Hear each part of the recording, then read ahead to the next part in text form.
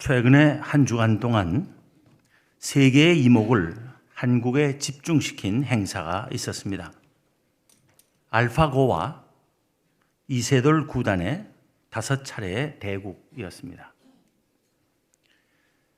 최첨단 정보 처리 기술의 집약체라 할 수 있는 인공 바둑 기사와 살아있는 최고수 인간 바둑 기사의 대결이기 때문에 가히 세기의 대결이라 할 수 있었던 이 대국에서 인공 기사가 4승 1패의 성적으로 인간 기사를 이겼습니다. 물론 알파고는 예상 외의 뛰어난 실력을 전 세계에 과시하며 한국 기원으로부터 명예 프로 구단증을 받기까지 했지만 단 한 번밖에 이기지 못한 이세돌 구단 또한 승자였고 모든 사람으로부터 칭송을 받으며 더 유명해졌습니다. 이 구단이 첫 세 대국에서 연달아 패하자 세계는 그야말로 충격의 도가니였습니다.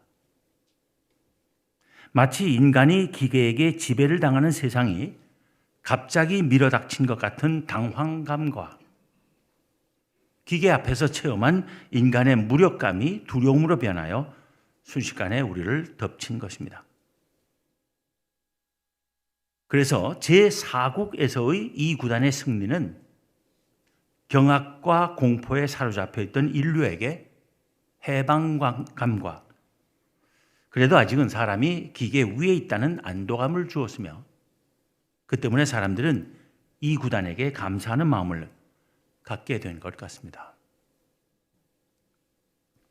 알파고가 보여준 인공지능이라는 현실 앞에서 많은 기대와 우려 섞인 상상을 하지 않을 수 없었습니다.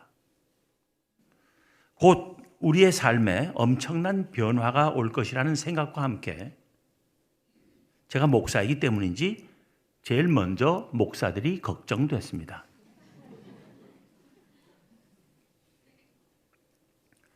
머지않아 인공지능 목사들이 등장해서 인간 목사들을 다 밀어낼지 모른다는 생각을 한 것입니다. 성경 말씀을 완벽하게 습득하고 전 세계 유명 목사들의 설교를 다 분석해서 숙지하고 어떤 본문이든 선택만 하면 그 본문에 따른 최고의 설교를 만들어내는가 하면 신자들이 겪는 온갖 문제들에 어떻게 대응하며 상담과 치유의 사역을 할 것인지를 다 학습한 인공지능 목사가 나타나면 웬만한 목사들은 다 보따리 싸야 할 것입니다. 그거 나타나기 전에 제가 은퇴하게 되는 게 참 감사합니다.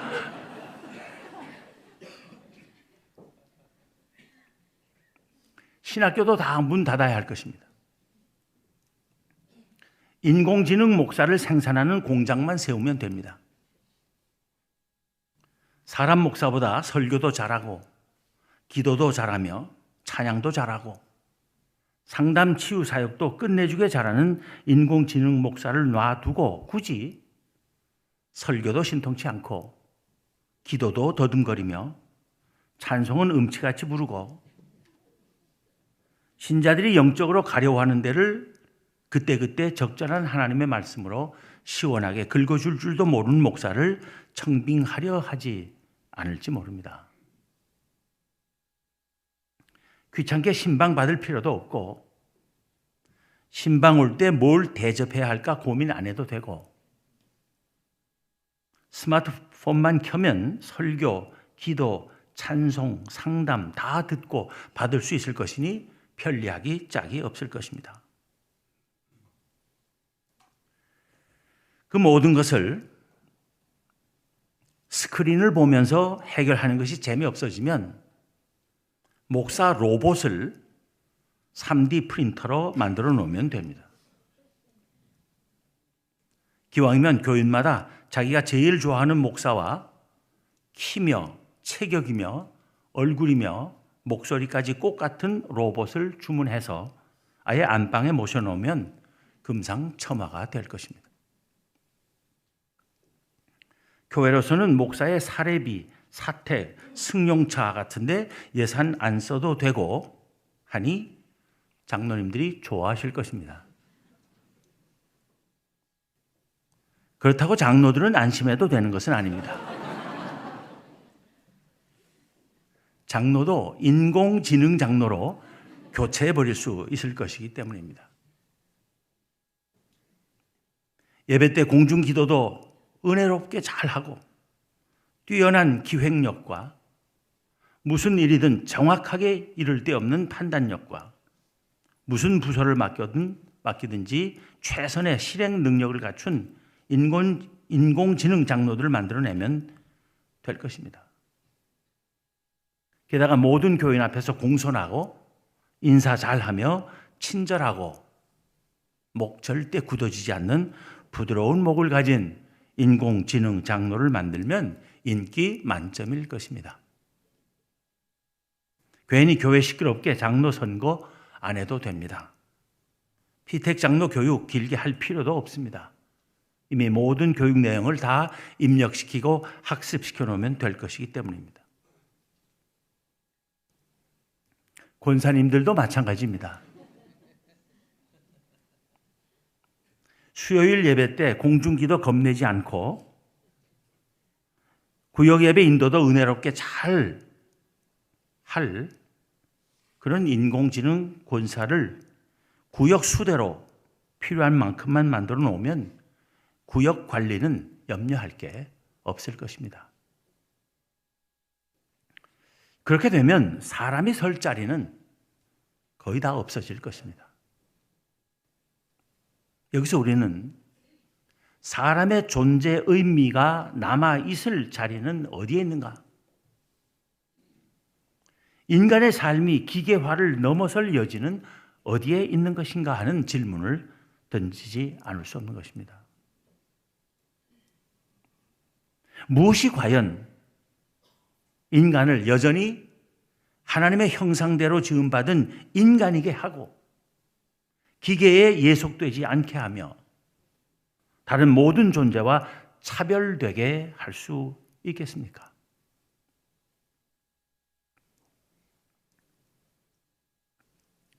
이세돌 구단이 3번을 내리치자 천하의 그 누구도 알파고를 이길 수 없을 것이라는 체념적인 예측이 나오기도 했습니다. 그런데 이 구단이 한번 멋지게 알파고를 이기자 알파고도 완전하지 않다. 허점이 있다. 의외의 수를 두면 당황하며 실수를 연발한다 하는 등의 소리들이 나왔습니다. 또 왜 그런 일이 일어날 수 있는지에 대한 여러 가지 설명도 있었습니다. 알파고를 만들어낸 과학자들 자신의 설명도 있었습니다. 정보 처리 기술이나 바둑에 대한 이해가 부족하기 때문에 그 모든 설명을 다 이해할 수는 없었지만 제 뇌리에 박힌 한마디 말이 있습니다. 그것은 알파고는 오직 이기도록만 세팅되어 있다는 것이었습니다. 그 말을 되새기며 바로 거기에 인간이 인공지능이나 기계와 다를 수 있고 달라야 하는 결정적인 점이 있다는 생각을 했습니다. 절대로 질 줄 모르고, 아니 저 줄 줄 모르고 양보할 줄 모른다면 그것은 기계입니다. 그러나 안 질 수 있지만 저 줄 줄 알고 양보할 줄 알면 사람입니다. 이세돌 구단은 별명이 딸 바보라고 합니다. 어린 딸 아이 앞에서는 꼼짝 못하는 아빠라는 것입니다. 온 세상이 이세돌 구단을 바둑 최고순이 인류의 대표니 하는 말을 한창 하고 있을 때 이 구단의 딸이 한 말이 너무 흥미롭습니다. 우리 아빠가 최고수라고요? 나한텐 맨날 지는데. 바로 그겁니다. 어떻게 이 구단이 어린 딸에게 지겠습니까? 사랑하는 딸을 기쁘게 하기 위해서, 그 딸을 즐겁게 해주기 위해서 일부러 주는 것 아니겠습니까? 한마디로 사랑입니다. 이 사랑이 우리를 사람 되게 하는 것입니다. 사랑이 사람을 기계와 차별되게 하는 것입니다. 알파고는 질 수는 있지만 줄 줄은 모를 것입니다. 그 기계에는 사랑은 없기 때문입니다. 사랑하는 딸도 없기 때문입니다. 양번이 용선이 하는 것도 없을 것입니다. 기계이기 때문입니다. 사람이 아니기 때문입니다. 인류 최초의 사람 아담과 하와가 하나님의 명령을 어김으로써 하나님과 인간 사이의 바른 관계가 깨졌습니다. 그 필연적인 결과로 그들의 두 아들 중 형 가인이 아우 아벨을 쳐 죽임으로써 사람들 사이의 바른 관계 또한 파괴되었습니다. 예수 그리스도께서 이 세상에 오신 것은 하나님과 우리 사이의 관계를 회복하시고 또한 우리 인간들 사이의 관계도 회복하시기 위해서입니다. 우리 인간들 사이의 관계의 회복을 위해서 예수님께서 반복해서 가르치신 것은 사랑과 용서와 화해와 일치입니다. 사람들 사이의 사랑과 용서와 화해와 하나됨을 이루기 위하여 예수님께서는 십자가의 고난과 죽음이 기다리고 있는 예루살렘에 입성하신 것입니다. 사도 요한은 요한 1서 4장 7절부터 11절에 쓰기를 사랑하는 자들아 우리가 서로 사랑하자. 하나님의 사랑이 우리에게 이렇게 나타난 바 되었으니 하나님이 자기의 독생자를 세상에 보내심은 그로 말미암아 우리를 살리려 하심이라. 사랑하는 자들아 하나님이 이같이 우리를 사랑하셨은즉 우리도 서로 사랑하는 것이 마땅하도다 했고 같은 서신 4장 20절 21절에서도 누구든지 하나님을 사랑하노라 하고 그 형제를 미워하면 이는 거짓말하는 자니 보는 바 그 형제를 사랑하지 아니하는 자는 보지 못하는 바 하나님을 사랑할 수 없느니라. 우리가 이 계명을 주께 받았으니 하나님을 사랑하는 자는 또한 그 형제를 사랑할지니라 했습니다. 사도 베드로도 베드로전서 4장 7절 8절에 쓰기를 만물의 마지막이 가까이 왔으니 그러므로 너희는 정신을 차리고 근신하여 기도하라. 무엇보다도 뜨겁게 서로 사랑할지니 사랑은 허다한 죄를 덮느니라 했습니다. 사도 바울은 에베소서 4장 31절 32절에 쓰기를 너희는 모든 악독과 노함과 분냄과 떠드는 것과 비방하는 것을 모든 악의와 함께 버리고 서로 친절하게 하며 불쌍히 여기며 서로 용서하기를 하나님이 그리스도 안에서 너희를 용서하심과 같이 하라 했고 골로새서 3장 12절부터 15절에서는 그러므로 너희는 하나님이 택하사 거룩하고 사랑받는 자처럼 긍휼과 자비와 겸손과 온유와 오래 참음을 옷 입고 누가 누구에게 불만이 있거든 서로 용납하여 피차 용서하되 주께서 너희를 용서하신 것 같이 너희도 그리하고 이 모든 것 위에 사랑을 더하라. 이는 온전하게 매는 띠니라. 그리스도의 평강이 너희 마음을 주장하게 하라. 너희는 평강을 위하여 한 몸으로 부르심을 받았나니 너희는 또한 감사하는 자가 되라 했습니다.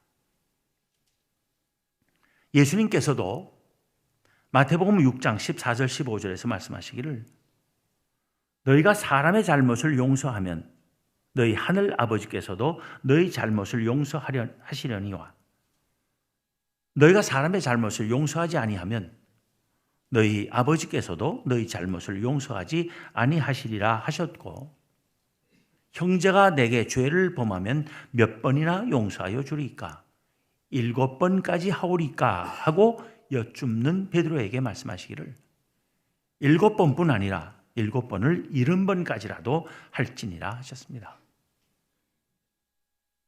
이렇듯 사랑하고 용서하는 것은 우리가 하나님으로부터 받은 사랑과 용서의 은혜에 대해 우리가 보여야 할 마땅한 응답임에도 불구하고 그것을 거부하며 사소한 일로 미움을 마음에 가득 채우고 복수의 칼을 갈고 있어서는 안 됩니다.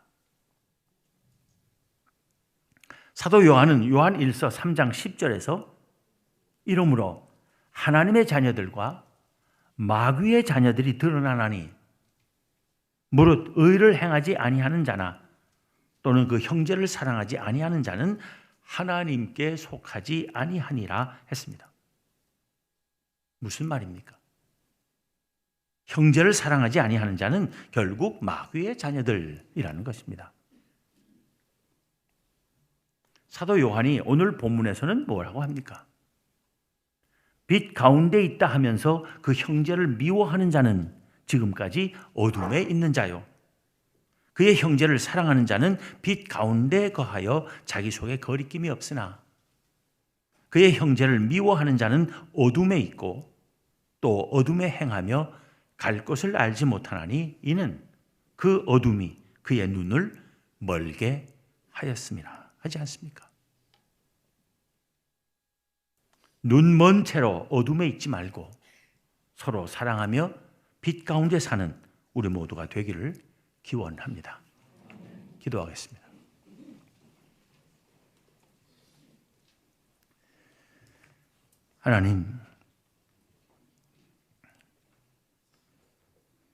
하나님께서는 사람으로 창조하셨지만 사람 같지 않은 삶을 살 뻔했던 저희들에게 다시 사람같이 살 수 있는 길을 열어주신 은혜를 감사합니다. 오늘 말씀을 통하여 사람이 사람다워지는 것은 바로 사랑 때문이라는 것을 깨닫게 하여 주심을 감사합니다. 저희를 구원하시고자 십자가에 달리신 예수님께서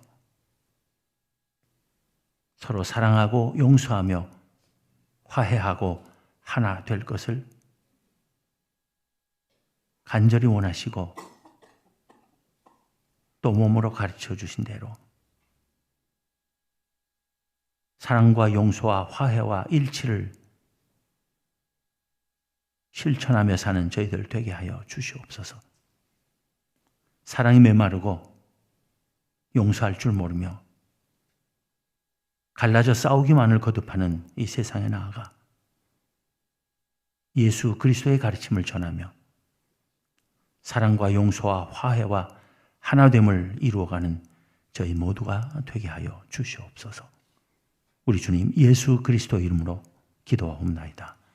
아멘.